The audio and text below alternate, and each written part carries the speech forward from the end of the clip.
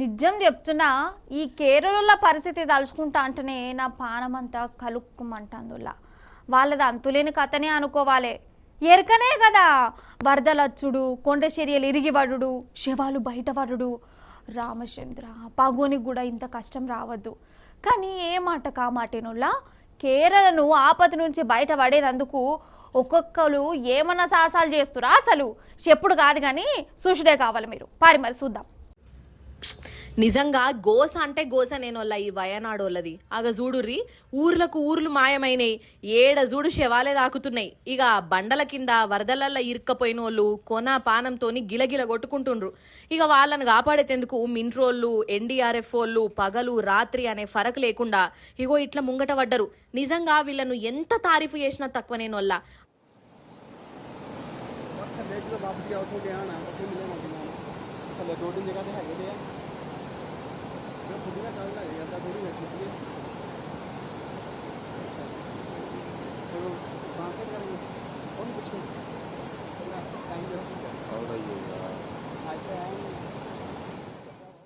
అన్నట్టు ఇగో ఈడ మిలిటరీ ఆఫీసర్ను చూడుండ్రి మంచిగా ఎన్నో చూసినట్టు కొడుతున్నది కదా. మలయాళం యాక్టరు మోహన్ లాల్ వల్ల ఇగో ఈయనకు మిలిటరీలా కల్నల్ పదవి కూడా ఇచ్చిరట. మరి ఓ దిక్కు కేరళ అంత గింత ఆగమాగం అవుతున్నదాయే. ఈ కేరళ జనాలే ఈయనను సూపర్ స్టార్ చేసిర్రాయే. అందుకే ఇగో ఈ మిలిటరీ బట్టలు వేసుకొని రంగంలోకి దిగిండు. జనాలను కాపాడే పని పెట్టుకొని రియల్ హీరో అనిపించుకున్నాడు కదా. ఇక ఇంకో దిక్కు ఈ వయానాడ్ల దగ్గర 400 మంది జీవిడిసిరటనోళ్ళు. 400 మంది అంటే ఏందన్నట్టు, కేరళ ఎంత తనలాడుతుందన్నట్టు కదా.